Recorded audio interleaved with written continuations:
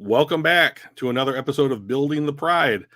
I am your host, Drew, and I am joined, as always, by my co-host, Mike. Mike, how are you? I am doing fantastic. Still trying to recover from the time change from being in Vegas last week. Really? It was a long week. I had 20 something thousand steps every single day, long days, a lot of people, a lot of busy, and then traveling all day on Saturday. I did get to relax a bit on Sunday, watch the Lions, watch the Rams, go see the new Hunger Games movie. So a little bit of relaxing, but I'm still kind of, I don't know. I don't want to get up when I have to get up. Isn't it a 2-hour difference? Aren't they mountain time still? They're a 3 hour difference.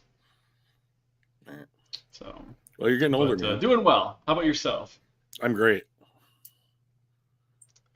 Completely Excellent. great. That's good to hear. Before we pop into our normal stuff, shout out to new subscriber Mark Shaban. Thanks for joining us. Thanks for subscribing. We're What at number is Mark? 89 now. Oh my God. I think Mark is number 89. 88, sorry. Uh-oh. One less. So, yeah. Don't worry. At 100, we're going to Awesome. call a game Appreciate you. live. So watch out, That'll be Lions fun. announcing staff. We're coming for you. So What news and notes? I know, first of all, say a big old congratulations to you and your University of Michigan Wolverines. mhm. I am kind of curious what your thoughts are on how the top four ended up and whether you thought Georgia should have been in there, should Florida State have been in there? I know there's more of a Lions podcast, but I mean, come on, it's still Well, I'll just do it Michigan's real part of this quick. discussion. Yeah. So after FSU won there, because FSU and Michigan played at the Undefeated. same time on Saturday. So when FSU won, my first thought was you have 3 undefeated conference champions, and then you have 3 teams with 1 loss that you could make an argument for. So I thought the undefeated conference champions are going to be in. There's no doubt. Yep. And That then was I my think thought too. so. Then my thought was which 1-loss team gets in. So you had 2 conference champion winners, Texas and Alabama, with 1 loss, and the other one, Georgia, who was number 1 the entire year. So In all of last year. and And was most of the year before. and It's was like 29 straight wins. defending national title, national champions. 2x. Yeah. Defending national. Yeah. I thought, okay, so there's a real debate here. So then in my head, it went Alabama beat Georgia. They won their conference. Georgia's out as a 1-loss team. So then it was like, who is it between Texas and Bama? So they're both conference champions, both 1-loss teams. Texas beat Bama in Bama early in the season. Texas should go to the college football playoff. So you didn't have, even though Bama just beat Georgia, and Georgia has 1 loss total, which was this one, you still put that disqualifies them. Their first loss in 30 games disqualifies them because they lost in the conference championship against a top 8 team.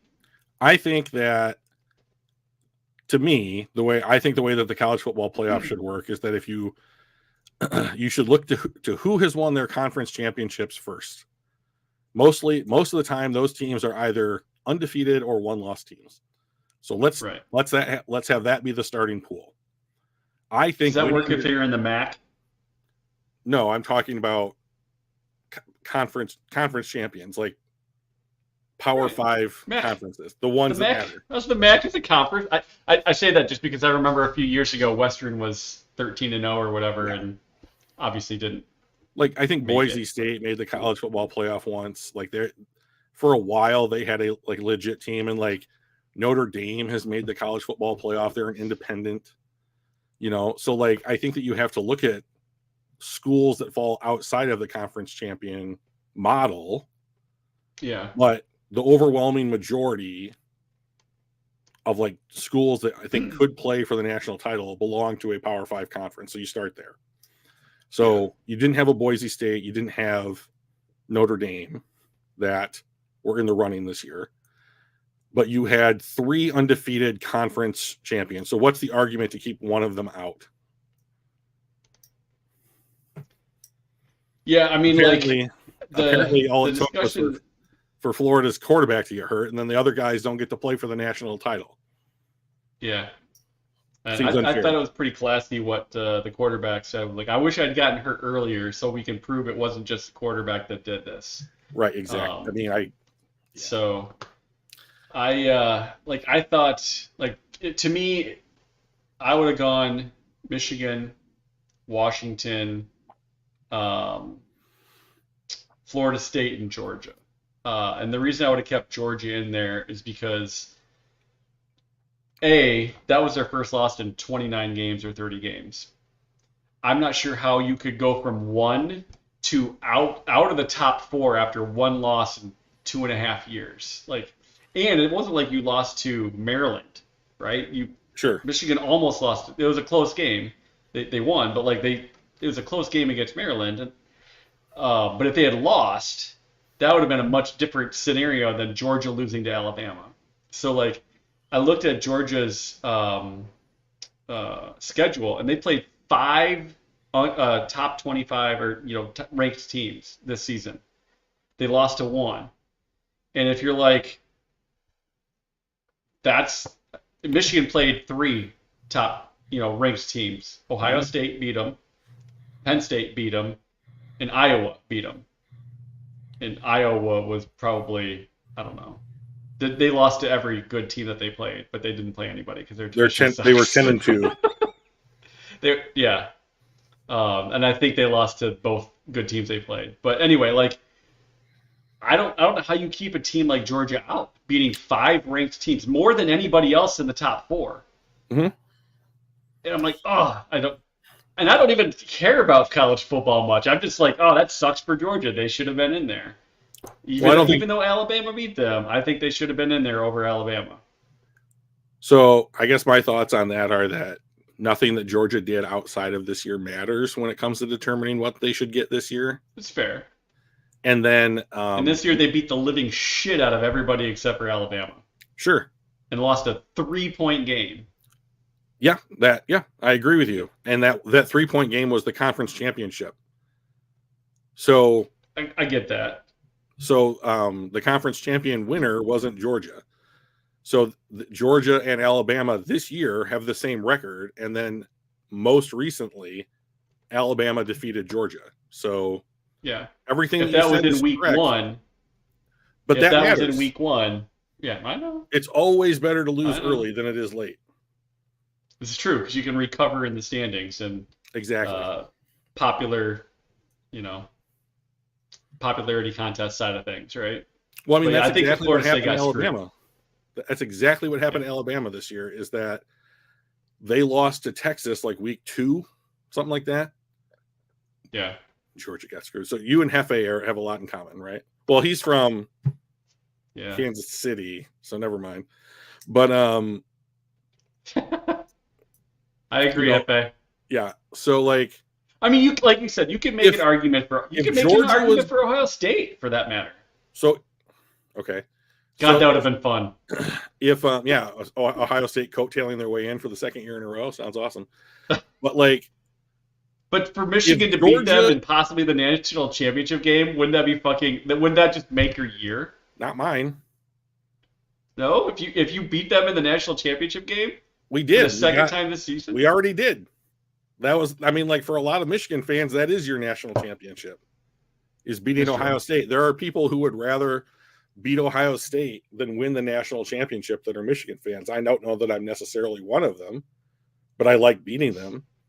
But if Georgia was going to get into the national football playoff, and even if they lost to Bama, then there's no reason to play the SEC championship game, because winning the conference championship doesn't matter then. Yeah. So if you're going to play the game, is the SEC a way harder schedule? I was thinking about this weekend. Think about this. The reason the SEC is so hard is because their talent is spread out amongst their divisions. So what, Bama and Georgia are not in the same division, right? Bama's in the West, Georgia's in the East. So like, don't know. Well, they just played each other in the conference championship, and they're not playing a team from the same division in the conference championship. So and they didn't play earlier, so right. So look at the SEC compared to the Big Ten. You have arguably the two best teams in college football over the last decade, Georgia and Alabama, in two different divisions within the same conference. So every time that they get to a conference championship like they did this year, it's a big deal because you have two national title contenders competing for their conference championship, and then one of them's getting into the playoff and the other one might get in also. Shit doesn't work like that in the Big Ten.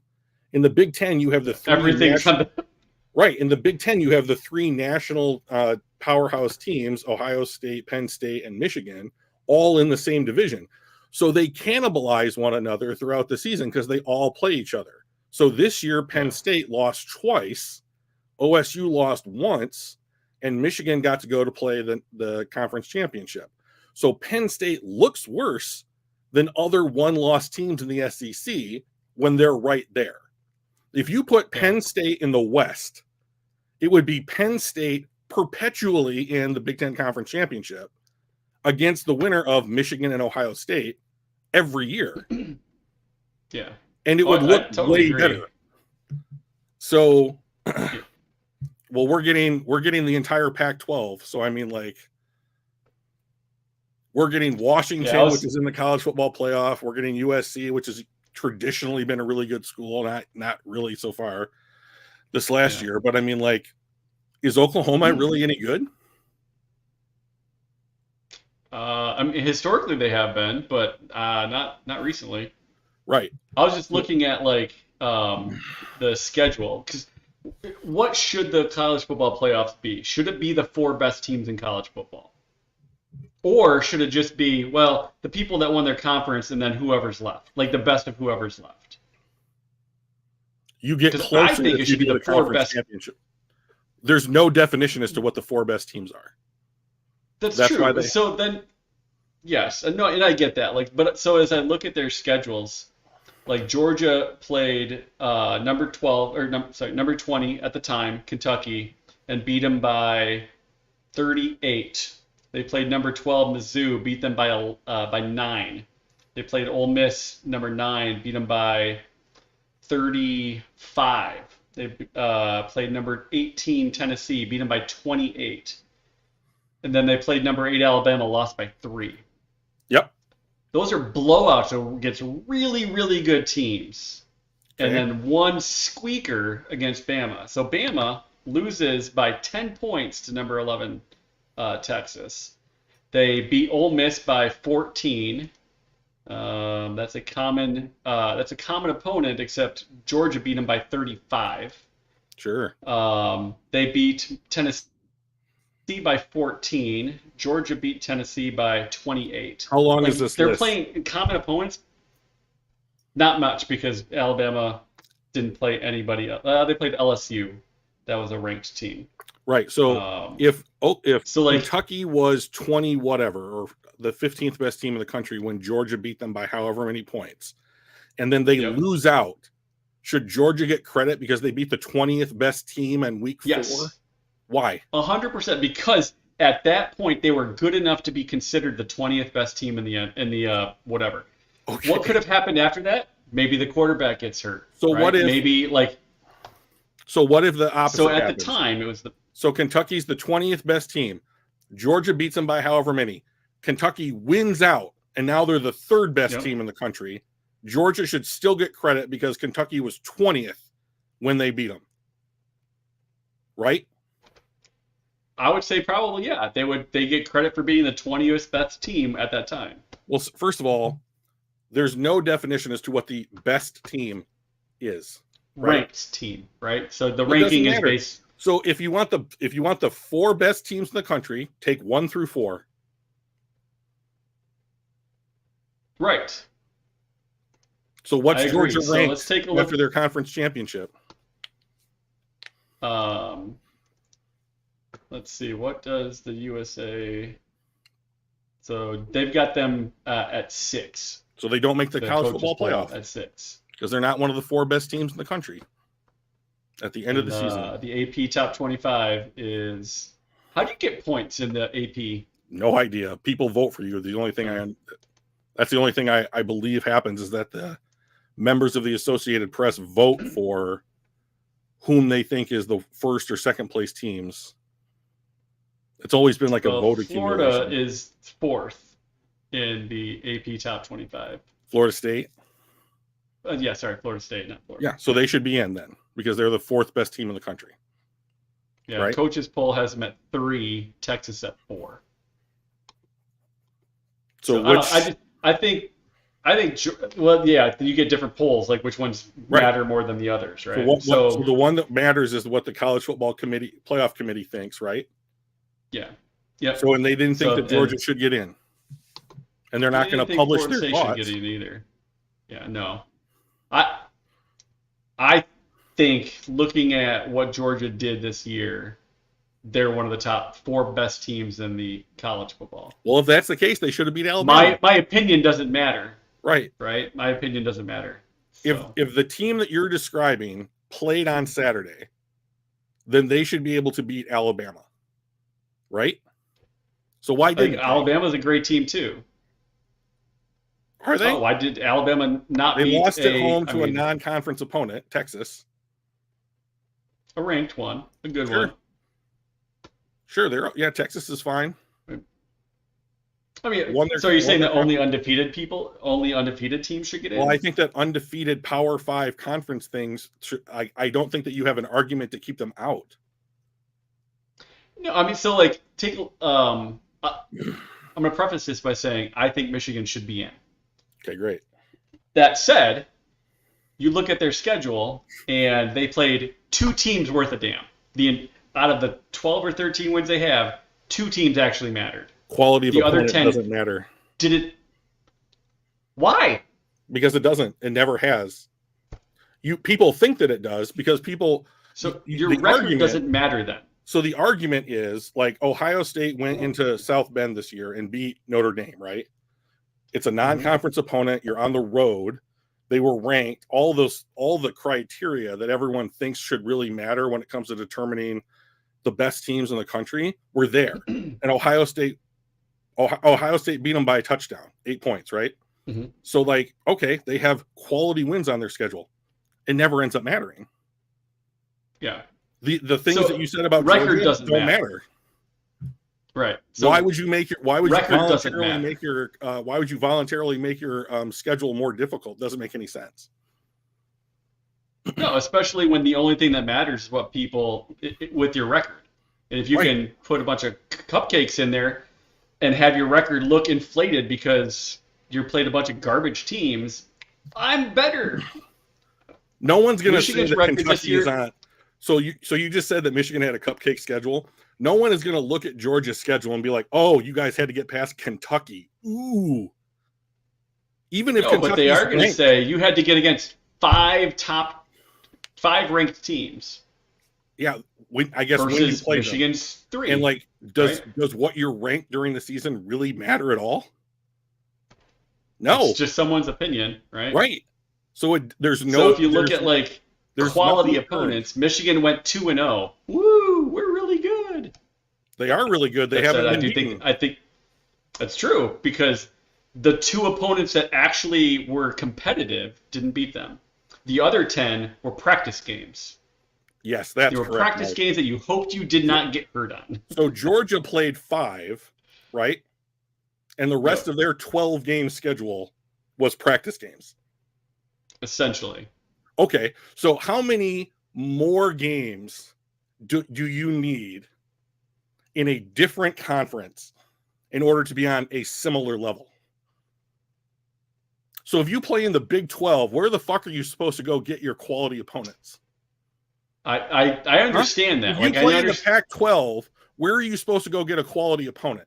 Do you have to just play people in the SEC? Or should we just give the wins and the college football playoff entrance to SEC schools? So when you're in the Pac-12, the only argument you have is that the SEC is basically better. So when they play each other, their quality of opponents are higher. It's not Michigan's fault that the entire West Division is trash and that half of the East Division is trash. So that I know. Okay. Which is why I'm saying, like, I think they're good enough to deserve to be in there. But, like, when it comes right down to anyway. When it comes right down to it, Florida State, Washington, and Michigan beat every team that was on their schedule. Yep. And they're the only 3 teams in the Power 5 that can say that. That doesn't matter. And we know that because Florida State didn't get in. Right. Because it doesn't matter if you beat everybody. Therefore, it also doesn't matter. What the committee wants is they couldn't go a year without the SEC and the college football playoff. Yeah. Because that's where the money is. So you got to have them in there. Well, I think they also assumed that because the star player for Florida State went down hurt, that's going to be a blowout by whoever plays them. And they don't want to blow out in their top 4. Notre Dame got fucking rolled by a bunch of people when they got in the college football playoff. But it wasn't expected because they didn't lose their best player. So what happens? You don't set yourself up for failure. If Florida State had their quarterback and he pulls an Aaron Rodgers 4 snaps into the game, right? Like the same thing, but you don't set yourself up for that. You never know, right? Like what the college football playoff did was they said, "Hey, FSU, sorry, what we're going to do is fuck you over and your entire program so that we can put a 1-loss SEC school in there for the viewership. Thanks for playing." Yeah, they essentially said that I'm not going to set you up for a blowout. It should we're not going to set us up. I understand. I agree. I think Florida State should be getting there. I think that the reason they didn't, because they knew that no matter who of the 3 teams was going to play Florida State, which was probably going to be who ended up in second, Washington. So it'd be Washington versus Florida State, right? Because they would probably be number 3 because they were undefeated, and that matters for some reason. They said, I don't want to set them up for failure. And when I said set them up, I mean set us up. Us as in, like, the NCAA. Right. They don't want to take the chance.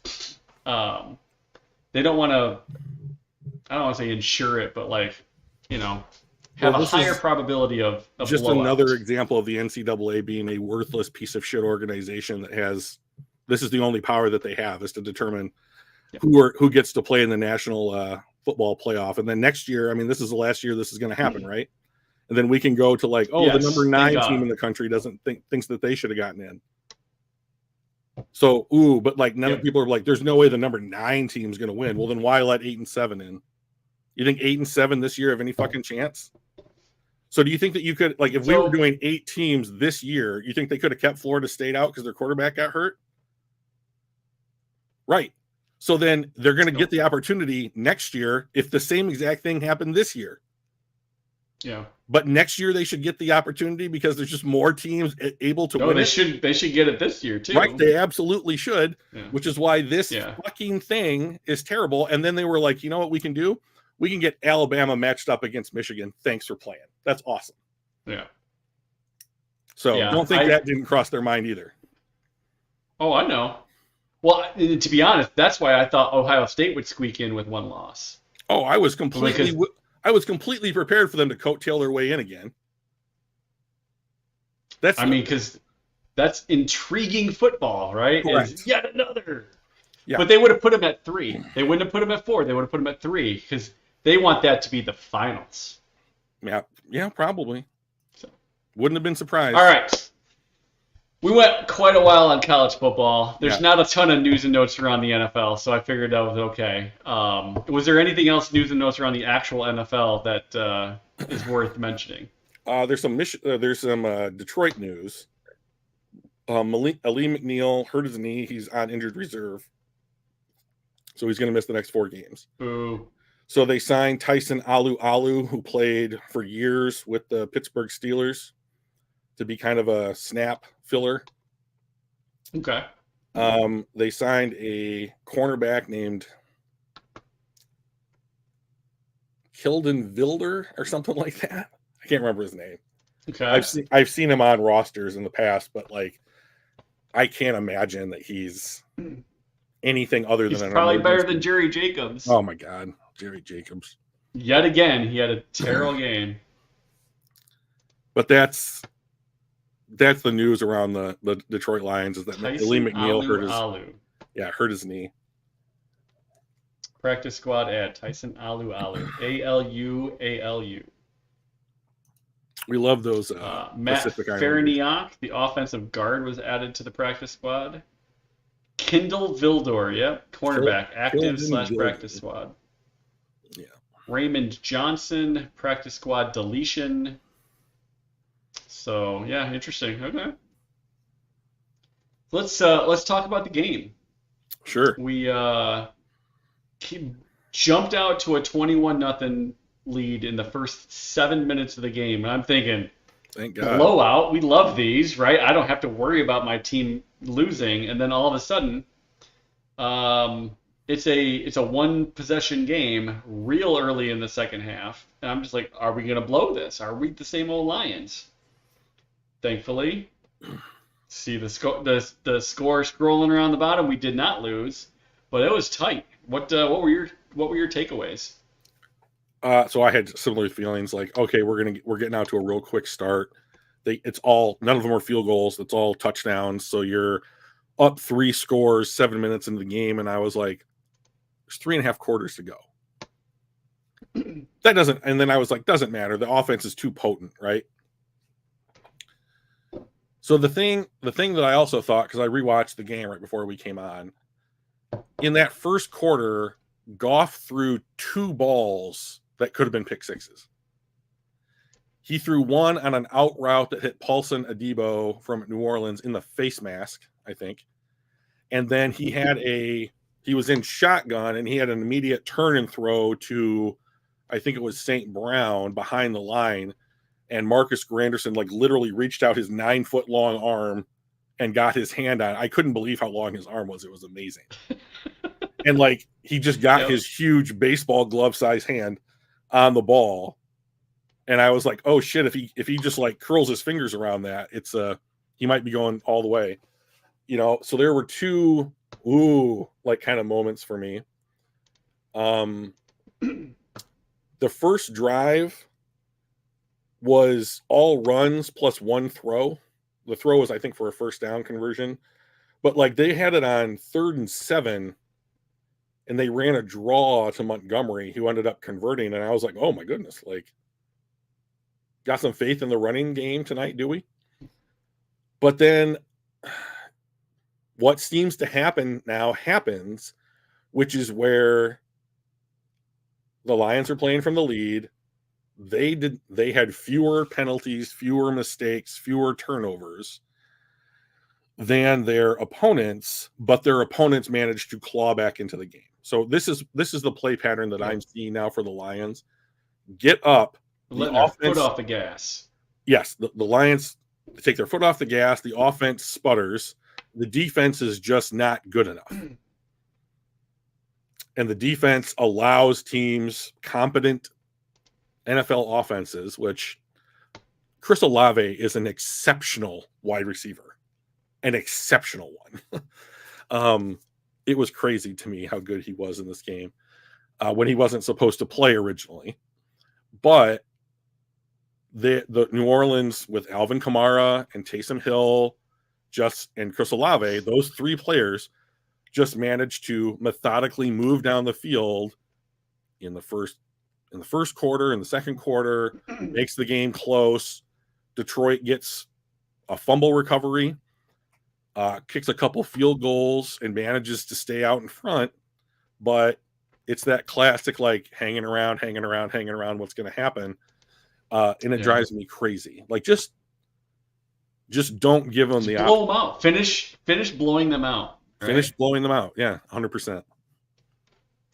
Yeah, I will say, like, I didn't think Jared Goff played great. His grade was a 77.7. He was our 3rd highest graded player. Was not his best game. For me, that feels a little bit high compared to what I remember seeing. I'll probably watch it again just to see if it's some sort of bias that I've got. because that could be a thing. But the guy that really stuck out to me, Sam Laporta, he had a phenomenal game. He was our highest graded player. He was a 90.7, but the dude was crazy good. Every time we needed to count on him, every time we threw the ball, it seemed like it went into his hands. He ran, he got extra yards, he got yards after contact, he got separation. I thought he was exceptional. I was really happy to see what he did. The kid is getting an amount of work that only the best tight ends in the NFL see. Like a couple years ago, this would have been Travis Kelce, George Kittle work, and now it's the only two tight ends in the NFL that get this much work or targets are Travis Kelce and Sam Laporta. Like, I don't think that you can say that he's not a top 5 tight end in the NFL. Agreed.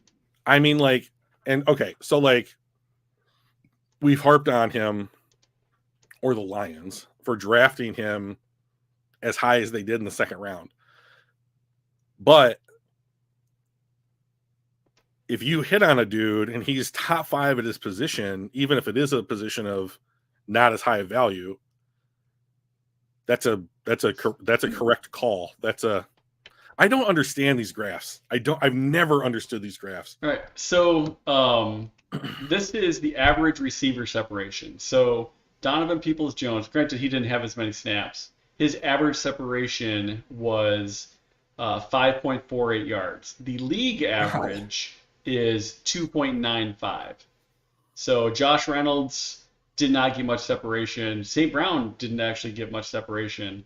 But Laporta, as a rookie, got 4 yards of separation. So a yard, and a yard's a lot when it comes to like what. So the important piece of this is whenever you are outside of this line, okay, the larger separation that you get, the bigger area your quarterback has that is not a threat from the cornerback, right? If they're right on top of you, that ball better be right perfect, because otherwise it's getting picked, knocked down, or whatever. If you get some separation, it gives your quarterback some leeway, right? It could be just a little bit behind. But if that guy's right on your ass, like it is for St. Brown, and that ball's a little bit behind you, that's getting knocked down every time. And to see guys like Brock Wright, Sam Laporta, now granted, some of these are fewer snaps, so they're surprising their opponents a little bit. Like, sure, we don't really have to follow Donovan Peoples-Jones because they're not going to throw it to him. I don't know. I don't know if they just put their worst guys on them or just let them go. But I loved seeing Laporta almost a full yard more separation than the average. And on the opposite side, their cornerback or their wide receivers, other than Moreau, who have their tight end, so 5 receptions on 8 targets, he got quite a bit of separation. But if you look at these, our cornerbacks were on top of their guys, at least at a league average pace, which I thought was pretty cool to see. That's great, man. There was something else. Jameson Williams, 20.7 miles an hour on his Super JMO dive into the. He jumped. Which I was like, oh my God, please don't separate your shoulder, because it didn't look like he was going to land good. He jumped from the 4-yard line and landed halfway into the end. He jumped something like, what, 12, like 15, 18 feet? Yeah. I couldn't believe it. It was, he got air, and I was like, all right, curl, we know how to fall properly, right? And then he came down on his shoulder enough, I'm like, oh my God, please don't tell me it's separated, because we don't need that shit again. He's starting to round into form, Williams. The top 5 fastest ball carriers this week, I believe he was on the list. It's Ja'Marr Chase, 20.78. Oh, this was probably the Puka Nakua. God, he just blew by those guys. Perfect pass. Loved it. I thought Jameson Williams was on here. Tyreek Hill, He's really fast. DK That's Metcalf. So he was for actually sure. even as fast as JMO was. He was outside of the top five apparently. I thought he was in there. Well, I mean, like Um, if he had 40 yards to go, I wonder how fast he could have gotten up to. Like, I mean, yeah. So this was an interesting one. I don't know if you can see the whole thing. These are Jared Goff's least probable, the three least probable completions. I thought I'm going to disagree with you a little bit. Like, I thought he played. Well, here's what I'll say: is that I thought that he made plays in this game that I'm not used to seeing him make. Like, there were several times where like he stood in the pocket and like threw strikes, not like the kind of like, oh shit, that's a duck that the wide receiver managed to catch kind of throws. Like There were a lot of ducks, though. there There were a there's lot I of mean ducks. they're always going to be there. Hey, There's look at that there's one. Oh, yeah, you son of a bitch. but like but there were it wasn't just those this time. There were like legit darts that he some 2-3 times I thought in this game. And like the last play of the game where not of the game, but like the last play that mattered before the end of the game, where he stepped up in the pocket and threw one to Josh Reynolds to make a first down so they could burn out the clock. I thought was like, that's a play that I'm unaccustomed to seeing from Jared Goff. So like I'll give him some credit. I thought that he played pretty well, minus the like oops a daisy, those might have been pick sixes. But So look at the quality of this ball. God damn it! Why is this doing this? needs to Anyway, buffer.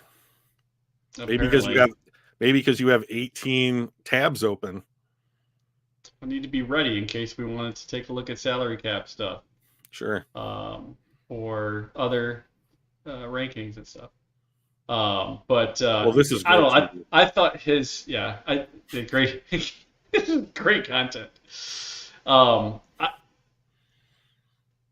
the separation that our guys got allowed him the ability to be slightly off target, and not have that be a worry.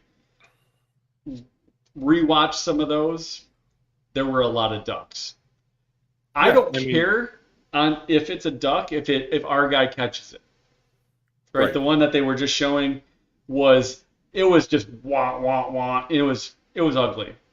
I don't really care because our guy caught it and it was a great play at the end of the game. At the end of the day, I do care when those ducks turn into interceptions because he couldn't get it down the field because there wasn't aerodynamic enough, or that it was behind the guy and it ended up being knocked down. That could have been a play. I do care about those. So as long as he keeps making completions, duck it away. I don't really care. Yeah. I think that with him, those are always going to be there. Yeah, And I think what the difference could be in the Lions winning a playoff game is, does he do some of this other stuff, like standing in there and throwing an absolute strike, or moving up in the pocket, taking a hit, yet completing a pass to Josh Reynolds for a conversion when you absolutely had to have it? yeah, So if that becomes a part of his game, then I think so much the better, because they can win with him throwing the ball the way that he does, but it does get him in trouble, right? And we've covered yeah, that ad nauseum. So what's this? yeah. So this is Aiden Hutchinson. This is our average separation from the quarterback when they throw the ball. Average for the league looks like about 4.5 yards. Hutchinson is 3 1/3 yards. This just kind of, to me, it goes to show the kind of pressure that he gets. He doesn't have the sacks that he did last year, but he is in the top 5 in pressures for defensive ends. And this is one of those reasons. This is one of those stats that show like, all right, this is how you know he's getting pressure. Is he is on average real damn close to that quarterback compared to um, most other players at his position. The next gen stats is I'm really digging what they've got here, and the way that they do that, especially after watching the session at the conference, how they do it. It's absurd. Yeah, he has half as many sacks so far this year than he did last year. He had 11 last year, and he's got credit for 5 on PFF's site. But he had 53 pressures last year, and he has 70 so far this year. And like, hey, Donkey Kong, Super to Bowl or be bust, baby. to be honest, I think he's doubled his pass rush win rate this year. And I think that shows up because he's getting so many more additional pressures. But like, I think the Lions need him to be the Max Crosby guy that's just in there causing as many problems as he can cause. And then the sack totals. How many games do you win of the next 5? We'll go over the schedule here in a minute. Yeah. Oh, Drew. We'll go over the schedule here in a minute for you, Donkey Kong. Okay. But like, they need someone to generate pressure so that other good things can happen. If Aiden had 11 sacks and 50 pressures, the defense looks a lot worse, in my opinion. Yeah. Because you're trading he'd be the only plays. One doing the thing. Right, because you're trading 6 plays for 20. You know, and like, as long as the pressure that he's generating leads to something like, oh, that's an incomplete pass, or someone else got a sack, or whatever the case might be, great. You know, that's the thing about pressures that we don't know, is that like, oh, you have 70 pressures. What does that mean in context? So, yeah. Yeah. So we've like stats wise or grades wise, analytics wise, we've got some pretty Ragnar standout got dudes hurt on too. offense. Yeah, that was a bummer. Hopefully he'll be back. I don't know how serious that is. If you haven't seen it yet, lineups.com has some pretty great team rankings. You can go between offense and defense, and there's a ton of different things, and you can choose between rank stats and the stats per game.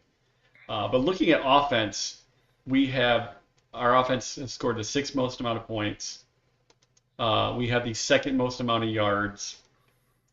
Interceptions tied for 9th least amount of interceptions. Our passing yards are 4th in the NFL. Passing touchdowns, 11th. Rushing, we're at the 4th most rushing yards. 4th most rushing touchdowns. Pretty impressive to see all the green. Last year before, we saw a lot of red, a lot of yellows in there. On the defensive side of the ball, it's not a ton different, to be honest. Let's see. Interceptions. We got some yellow. We don't have too many sacks, so we're real low in sacks. But I don't know if you remember, there was a shit ton of red last year. And now we've got some greens when it comes to rushing yards allowed, rushing attempts, 5 and 6 in the NFL. Like, those are good numbers. We talked last year about how if we could keep this offense, but just make our defense mediocre, we can go places. That's essentially what we've done. We've kept the good offense, and our defense is moving up to mediocre. Yeah, they're getting there. I would love a defense that could get a 3 and out every once in a while. That would be great. Yeah, our red zone touchdown percentage is not good. We are the 2nd worst at giving up red zone touchdowns. Mm-hmm. Touchdowns in general, we are the 26th out of 32 teams. So there's definitely some things that we can work on. passing touchdowns, passing yards, not the passing Just- side of things. So the two things that are going to help that are better coverage people and more pressure. Yep. So that's going to be a big theme of mine heading into draft season. So Yep, for sure. We got to give Hutch a partner on the opposite side. I mean, to be honest, Right. like Cam Sutton can't do it all. This hasn't been his best year, but like when the other people are Jerry Jacobs and Will Harris, that wasn't the expected cornerback field. Like if you top, our top guys. CJ Gardner-Johnson getting hurt has hurt a bunch. Emmanuel Mosley getting hurt. That drops those rankings. This was not the squad that we thought we were going to have. no, it's not. All right, And, so Donkey Kong yeah. talks. Oh, go ahead. Sorry, Drew. No, you're good. Donkey Kong says, Drew, be real. How many games do we win in the next 5? So let's take a look at those next 5. In Chicago this weekend. That's a win, right? Well, I think it's going to be closer than people want to talk about. I'm not in love with the way the Lions have played the last 4 games. It's in Chicago. Yeah. I expect It's them not to an win. auto win, No, but it should be a win. I expect them to win. But Chicago is scary enough that I'm like, you're gonna have to play clean, you know. So I think that it's a win because I just think that the Lions are more talented than the Bears are, but I think the Bears have the ability to beat the Lions if they're not careful. So I'll say 1-0. They damn near did 2 weeks ago. That's correct. So Or 3 weeks ago. Mm-hmm. All right, so now we're going to be home against Denver. Denver, I think, lost this past weekend, but was on a 5-game winning streak or something before that. This is going to be a tougher game than we thought it was going to be at the beginning of the season. I still have to think that this is a win. They have to travel.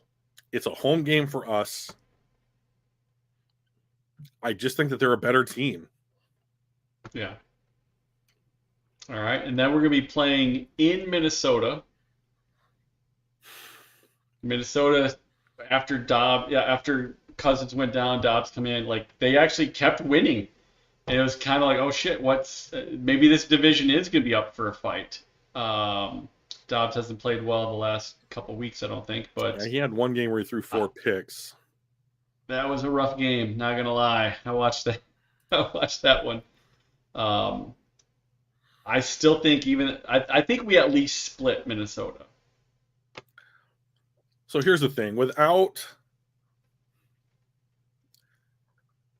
Kirk Cousins, I really have a hard time thinking that Minnesota's offense is good enough to keep pace with Detroit's offense, and their defense is worse.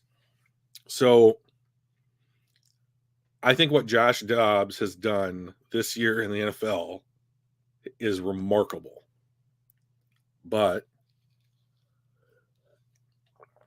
I just don't believe in it. I don't know why. There's certainly that kind of the world's against us. We're going out there and leaving our hearts on the field kind of a team. The only loss I see on this is to Dallas, who's playing out of their minds. But I see 4-1. You see 4-1 in the last 5. You think we'll sweep the Vikings, win the division? I think we're going to beat Chicago. I think Denver's going to be a coin flip.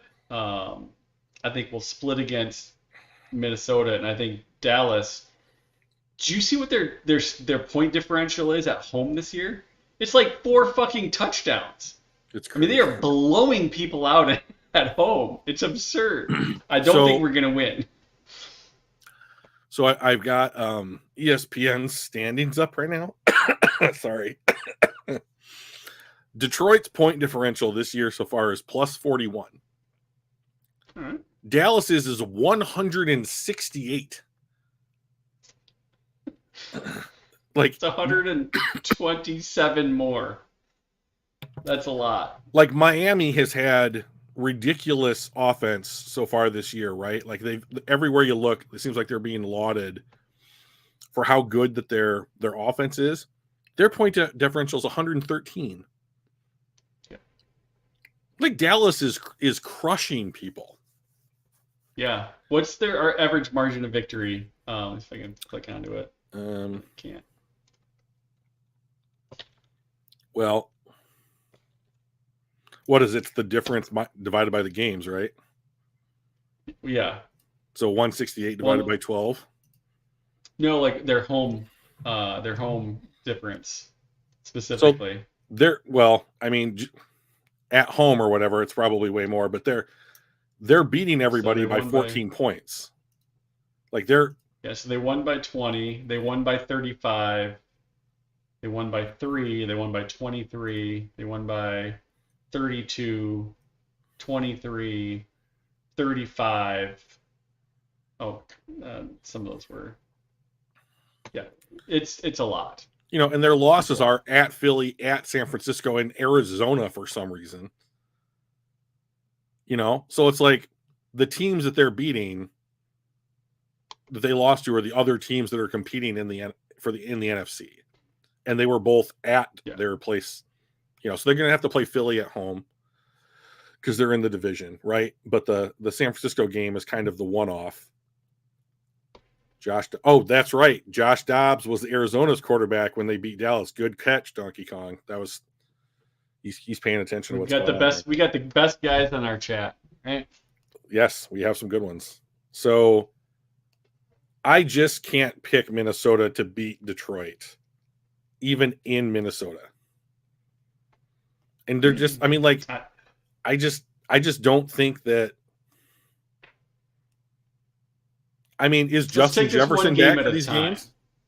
Yes, I believe he's already practicing, expected, I believe, to be back for this next game. That probably factor into my. But even when Justin Jefferson had like a career high for like receiving yards and touchdowns in a game against us last year, and we won that game. So I'm not saying that he does not matter. But what I'm saying is, even if they go to him repeatedly, it is in the past shown that that's not enough to win. And I think just have to put him on the opposite side of Jerry Jacobs. Right. Well, he's going to end up on Jerry Jacobs. Jerry Jacobs he got this year to show what he could do, right? He had his opportunity, and we learned what it was. So at this point, I don't think that he's a roller coaster. He's had some good games and he's had some miserable games. I don't think he's anything more than a backup.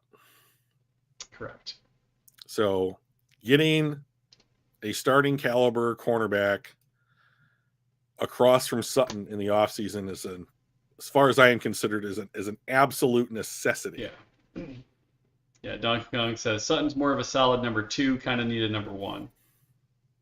But, sure, sounds good to me. I'm okay with that. Yeah, I'd love to have a number 1. Yeah, I'm with that philosophy right there. My thought is we beat Chicago, we split with Minnesota. I think we'll probably lose it on the road and win at home. I think we're going to get beat by Dallas, and I don't think that we're going to lose more than we win in these next 5. So I think that we're going to beat Denver. If we lose to Denver, I think we'll beat Minnesota both games, because I just don't think we're going to lose 3 out of 5. Okay. So however that works out, this is just one of those. I don't know what the other loss is going to be. I don't think we're going to go 4-1. I think we're going to go 3-2. We went 2 out of 5. All right. So Dr. D, who are we beating? So I'm assuming that there's a loss in Chicago Minnesota and Dallas in there. So you're saying that Denver or Chicago beats Detroit? Or are you saying we lose to Minnesota twice? Either way, I cannot abide this. You also think we're going 2 out of 5? What happened? Where is the faith? Donkey Kong, you're killing me, bro. What is this? Why?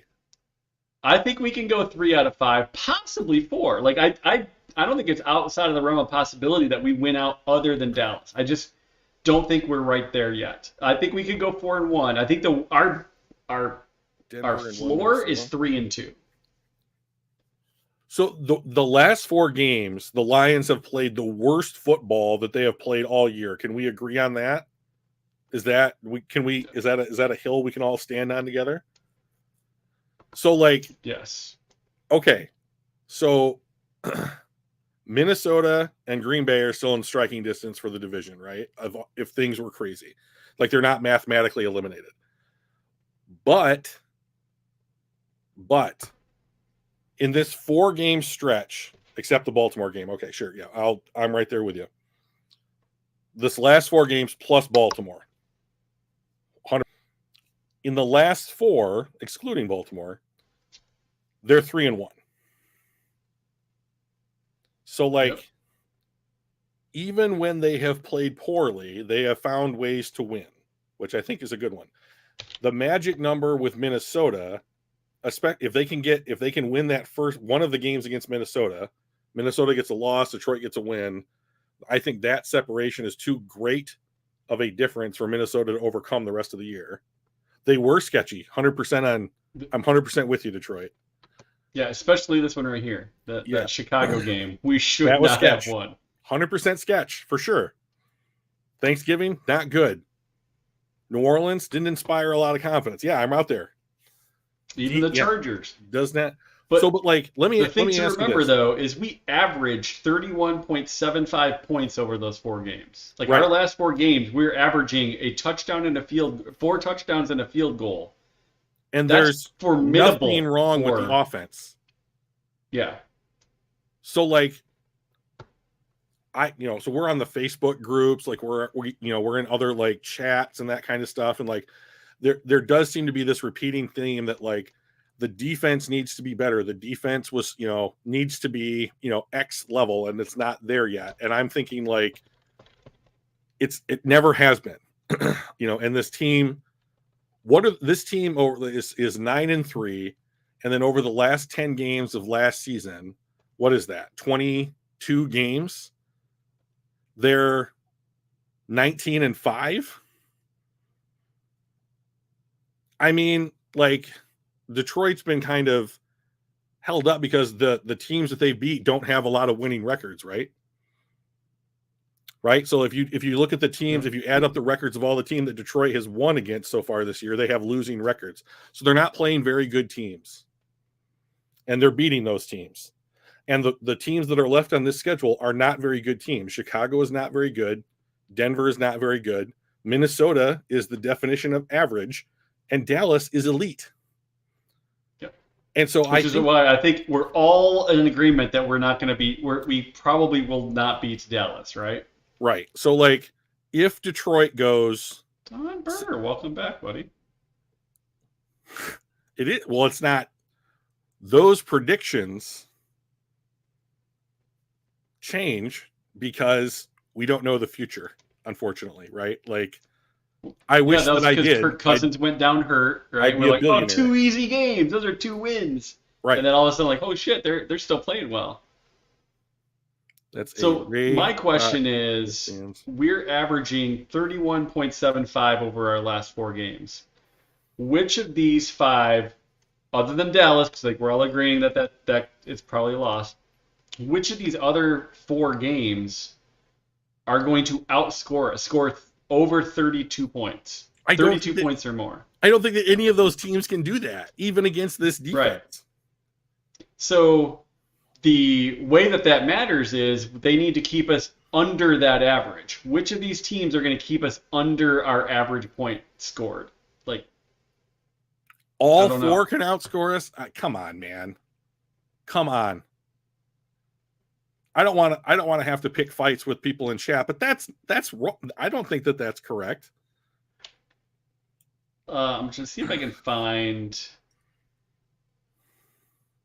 Dallas can. Dallas can. Well, yes, sure. Dallas. Yeah. Dallas is like the highest scoring team in the NFL this year. So yeah, that. So NFL, let's go to the Bears.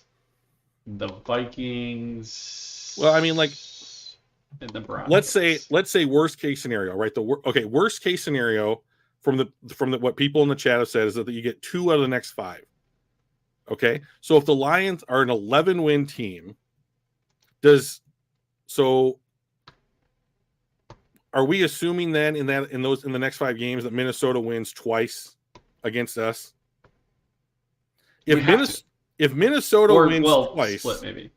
If Minnesota beats us twice at the end of the season, that means they need to win 3 of their remaining non-Detroit games in order to tie us and have tiebreakers. So what's Minnesota? Okay, Las Vegas, Cincinnati, and Green Bay. I guess it's possible. You have to go to Vegas and to Cincinnati. So they're probably beating Vegas. Cincinnati's played better than I thought they would without Joe Burrow. And Green Bay is also tough. And Green Bay might be in a spot in week 17 where they're like, well, we can get a wild card, so we're not laying down. I mean, if you look at the playoff standings, I think that the NFC North is in line for 3 spots. So going back to that, who's going to outscore us on our 32-point average, 31.75 point average? Let's look at Minnesota. Their last several games, 10 points, 20 points, 27 points, 31. Literally none of these are outscoring our average score. Their defense has been playing okay, right? They're keeping people down. So I would expect our average to not meet our scoring average just based on, keeping teams at 13, 17, 10, 28, 19, 21, and 12. Like those are good defensive scoring type of things, which is why I think we're going to split. Chicago, they have scored 12, 26, 16, 17, 13, 30. They're all over the place. But like they're not putting up big numbers. They had one big win against Las Vegas. And other than that, they scored at 26, I guess, against us in a loss. Like they're just not scoring either. I don't see that being a loss for us. The magic number for Minnesota is 3. So Detroit needs three of the following: wins or Minnesota losses in any combination to clinch the division. So if they beat Minnesota one time, that's 2. They have to lose the rest of the games in order to not clinch the division. So, and the same thing with the Packers, and we've already split with the Packers, right? So if Minnesota loses once and we beat Minnesota once, we win the division, I think is how it works out. So Detroit's correct. You protect the ball. You've been doing what they do all year. You protect the ball. You try and play with the lead. And you ride out some of these games. But like, if they just played their worst 4-game stretch plus Baltimore and went 3-1, I don't see any reason why they can't go 3-2 or 4-1 out of this stretch. Yeah, I agree. So I think we'll probably go 3-2. I think we have an opportunity to go 4-1. I don't think it's going to be any less. I think our floor is 3-2. If that ends up happening, then they end up going 12-5, clinch the division, and they probably end up playing they'll probably end up playing Minnesota or Green Bay in the playoffs. That'd be great because I think we beat them. It'll be interesting. I think I'd rather play Minnesota than Green Bay. Well, so one of the other interesting things is the Rams have started playing well again. Stafford came back from injury. They're on a 3-game win streak. Arizona is not a great team, but like they beat Seattle and they beat the crap out of Cleveland, who's got the league's best defense. And looking at I don't think they're going to get by Baltimore. But looking at the rest of their schedule, winnable. Probably not. It really comes down to I don't know. San Francisco hasn't been playing that great lately. So Well, they just if beat they the shit keep out of the sliding Eagles. down, So they end well, up that's with true. 9 wins, right? They go 9-8 if they get the next 3 out of the next 5. I think they're 6-6 right now. So Yeah. So a yes, 9-win NFC West team is probably in, right? yeah. So it's possible. I think it would be really cool to see Detroit versus LA in the playoffs, and I'd really love to see us beat them. uh, it could happen. Yeah, it could. I'd be afraid of it, to be honest, though. If the Rams are if the Rams are in the playoffs, it's because they beat teams. They're on a streak. They're on a roll. That's the only way they can get in. So they're actually pretty scary at that point because that means Puka, who has just set the Rams record for receiving rookie yards this past week, he had a baller game. So he's still playing good at that point. Cooper Kupp's got to be playing good at that point. Their defense is coming back. Like I think they would be a scary team. I think in the playoffs. So I hope if they get in, I hope they don't play us. So the team that everybody would want to play is the winner of the NFC South. And that's not going to happen because the division winner is not going to play a division winner. So you're going to have to play a wild card team. And that's going to be a team that's better than the NFC South winner.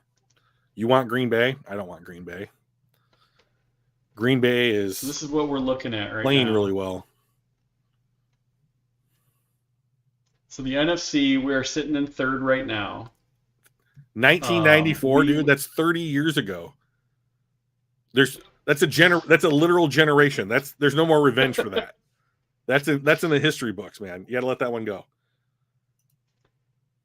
So I think the way that the playoffs would be is the Eagles get a bye, right? And then 2 plays 9, 3 plays 8, 5 plays 7, 4 and No. 6. So Why 7 is plays this out of order? 2, 6 plays 3, 5 plays 4. So if the playoffs were today, Only Philadelphia would 7 have get in? what? Only 7 get in? Yes. One team in each conference gets the bye, and you need 6 Oh, okay. 6 other teams. So Okay. Philadelphia would have the bye if the playoffs were today. Green Bay would play San Francisco, Minnesota would play Detroit, and Dallas would play Atlanta. That would be if it was to happen today. That's not a prediction of what will Right. happen in real life. So Yeah, that would be interesting. So if they went, yeah, I'll have to find a simulator for the last. Maybe next week we'll do a simulator to see where we're at and what the playoffs start looking like. And that could be just kind of a thing we do each week to say, all right, what's left? What are the options? I if we beat Minnesota twice, I don't think they end up in this spot, no, they will not, right? because they're not. So I think doubt everybody they go- moves up one. They're not. They would. I don't think they're going to win their non-Detroit. All 3 of their non-Detroit games. Right. And then who does Green Bay have after us, or other left, I should say? So they'll At probably Giants. win. At Carolina, Chicago, at Minnesota. I mean, you could get 4 wins out of that, no problem. Yeah, I think Tampa Bay and Minnesota are going to give them hell, though. Maybe. Yeah. It's purple. I mean, I think that it's going to be tough, but I mean, like, of all the teams on that list,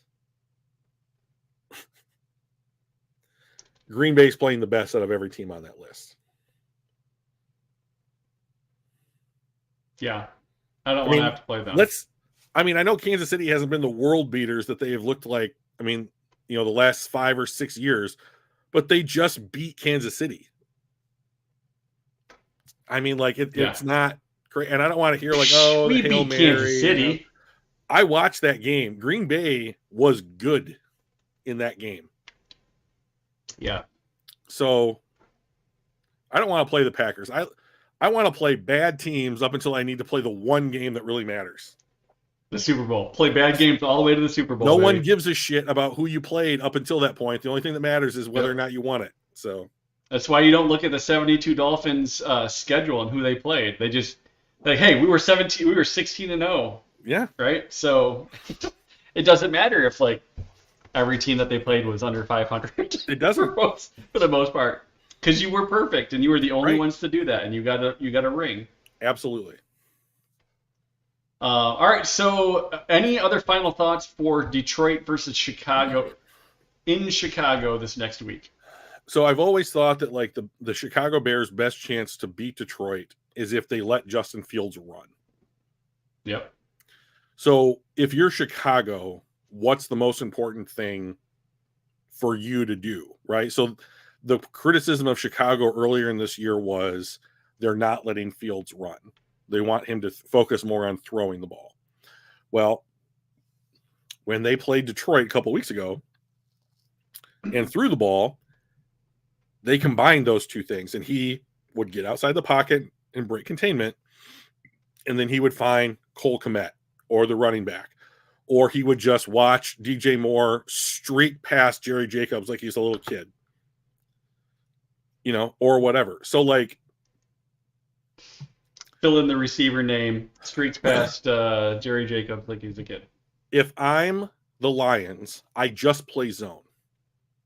I want all the eyes on my defense pointed at Justin Fields, so that if he does decide to take off, everybody comes to the ball and you limit his damage. And you force him to say, okay, you're going to get out on the move. Then you're going to have to either on the run or reset your feet and find somebody sitting down in a hole in the zone. We're going to keep everything in front of us, and we're going to force you to dink and dunk your way down the entire field. And what I think that does two things. And not make mistakes while Right. doing it. Yeah, you have more plays that you are going to make a mistake, and it's going to shorten the game and give each team fewer opportunities to score. And if that's the case, I like the Lions options to score more than the Chicago Bears options. The worst thing that they can do is just run man all the time, because I think that the athletes on Chicago's offense are better than the athletes on Detroit's defense. And I don't want our defenders turning their backs to Justin Fields. Yeah. And let him just run wild for like 60, 50, 40-yard gains. And you don't want to go 11 versus 10 because you have a spy that's sitting there taking essentially a guy off the field, which is why they don't do spies. Play zone, try and maintain that pocket and let him hold the ball forever, 4, 5, 6 seconds, and then have somebody get home on him. Whoever it is. That, I mean, like, if I was Detroit, it would just be containment. Go ahead, you try and beat us when you got 22 eyes on you, because I don't think they can do that. Yeah, I mean, I would go with that plan. I mean, offensively, I think we, I think I don't understand why JMO is not getting more reps or more targets. I do. I know why. I don't know why Jahmyr Gibbs is not getting. Remember, we're like, oh, he's a weapon. He's just as much a slot receiver as he is a running back. We've barely used him as a slot receiver in those kind of formations, and I'd love to see us start and do that a little bit. Get JMO involved. It's great that he had an end around and he ran like the wind and scored a touchdown. But let's get him stretching the field and actually take those shots down the field. Open up the underneath side to let Laporta eat and get Jahmyr Gibbs on some of those slants and stuff. I think we're getting a little boring in our offense, and I think we need to do something a little bit different and get some of those other guys. I think JMO can be a playmaker. We're not using him that way. I'd like to see more of that this next game. So I disagree, and here's why. Jared Goff can't hurt you down the field. Jared Goff is good to maybe even really good at intermediate distance throws. So what I would do to try and combine what you're recommending with what I would do is I would run Jameson on something like 12 to 15 yard in cuts. Mm-hmm. So like, and then you basically say, we're going to divide up the field in 5 yard increments. St. Brown, you've got 0 to 5. Laporta, you got 5 to 10. JMO, you got 11 to 15. And then you run them in a way where it's like 1, 2, 3. Which one's the first one that I see? And so like, and you keep it in a position with the types of throws that Goff is either likes to throw or is better at throwing. So the thing that I never understand why we don't do with Jameson Williams is run slants. Yeah. I would love to see him like, let's line up St. Brown, Laporta. Tyreek does that all the time. Yeah. We're 3 heavy to one side and put JMO on the other in 1-on-1 and have him just run like a 3 yard slant. And if he can beat that guy, or if that guy's playing 4 yards off because JMO's like a world-class speedster, and you get 7 yards on first down, and then they have to shade a linebacker over, check to a run and run in that gap or whatever. Yeah. But like, I agree with you that I think that he's being underutilized. But when you have a combination like Laporta and St. Brown, there's not enough to feed everybody. And he's the guy that I think is like, he's working his way into those targets and reps. But like St. Brown and Laporta are so unbelievably productive that he's gonna have to hit plays, like big plays, and be reliable in order for Goff to be able to be like, okay, I mean, we need to at least look at what JMO's doing here first, because I think that he is their home run hitter. I just don't think that you can send him on a 9 route and have Goff hit him. Yeah, looking at the stats from last week, we had 24 passes. Mm-hmm. 9 of the targets were Laporta. Caught all 9, by the way. 100% catch rate. 5 were to St. Brown. 3 were to Reynolds. 1 was to Brock. 1 was to JMO. 1 was to Donovan People-Jones. And then a couple dumps to the running backs. That People-Jones one, that was the one that was in the back of the end zone, and our dude tipped it away from him, and we had to settle for a field goal. Yes. Because it was just low enough to get the guy in front of him and not quite high enough to get the guy behind him, which was DPJ. When I look at that, I'm like, all right, so we've got 1, 2, 3, 4, 5, 6 wide receivers there. Only 3 of them have more than 1 target. Right. Is it because they're not getting separations?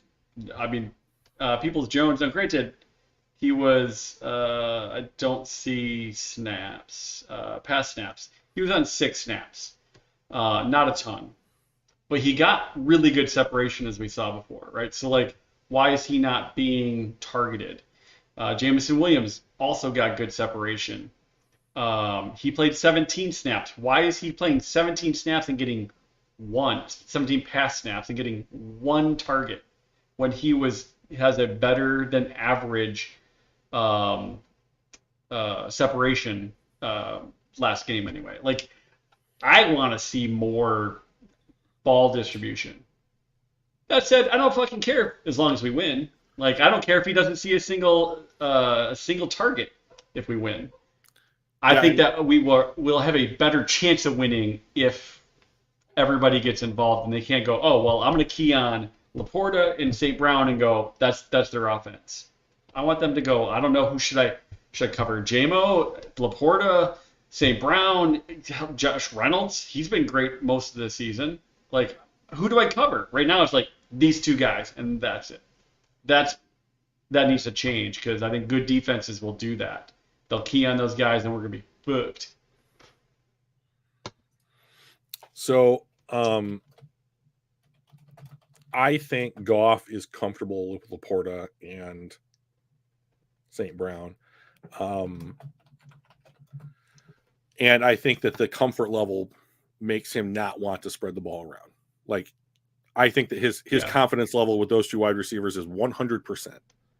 And I think that that's the reason why JMO and Gibbs are, I mean, I think that there's a reason why like Gibbs is being used like a traditional running back. Now, I think that he's done some good things like as a running Yeah. back. And I think that JMO has done some good things like with the opportunities that he's been given. But like neither one of those guys is going to be like a Christian McCaffrey or a Tyreek Hill until they're going to get more opportunities to be those guys, Yeah. and like there's a cap on Jared Goff. And I think that he has shown that he can win games with those two receivers. Yeah. So I guess until we lose, I don't really care. right. When we start losing, and part of it is because of our offense's inability to spread the ball around, that's when I start caring. So Yeah, I guess as long as Ben Johnson can get him in a position to succeed, let's do it. Completely on board. Anything else? I know we've gone over, but it's fun because we get to talk Alliance. But anything else before we bust out of here? The only other thing that I'll say is that I've started to look at like what players have their contracts up at the end of this season. Especially like, and I'm trying to put them into tiers. Like, you are a legit contributor. You are a special teams player. You are not playing whatsoever. You are a backup. Yeah. And then figuring You're a backup out like, linebacker, but we could use you as a fullback. That's true. Yeah. So, and I've been looking at that like, okay, what guys are you honestly going to try and like target as re-signs? And so like, I'm thinking like you're a starter or a contributor, and your special team players are the guys that are going to get tier 1, tier 2, tier 3, right? And then like, okay, and then so what are we looking at in free agency? How many guys do you think that they're going to actually need to sign to have a 53-man roster? And then they've got 7 picks heading into the draft. So you're probably going to pick the 7 best players that you have on the board when you make your selection, and you don't know what positions those guys are going to be. So, you're going to tweak it a little bit to try and get guys at positions of need or whatever, but what does it look like? And so I think that we could discuss maybe, probably after the season, like, this is whose contract's up. We'll do like, second contract watch again, and then we'll figure out like, all right, who we bringing back, So that's what I'm starting to look at now. All right. Well, I think next week, hopefully we'll be celebrating a victory over our division rival, Chicago Bears.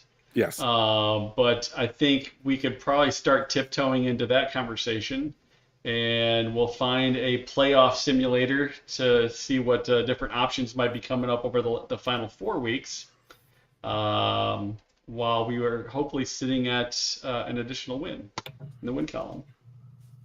I love wins. So, we have our Discord. The link is there. It's going to be scrolling across your screen here in a minute. Thanks, Donkey Kong. Appreciate it. Feel free to hop in the Discord. It's fun. We'll throw breaking news in there quite a bit, and fun memes and all that jazz. But other than that, I guess we'll see you guys a week from today. Victory Tuesday, we'll call it. Absolutely. Thanks, guys. All right, we'll see y'all. Appreciate y'all. Peace.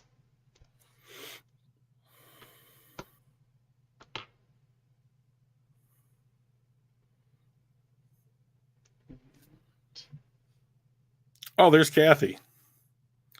I know, because I can still see it hi. because you haven't ended the stream yet. It's saying end stream, so we'll see how long it takes to do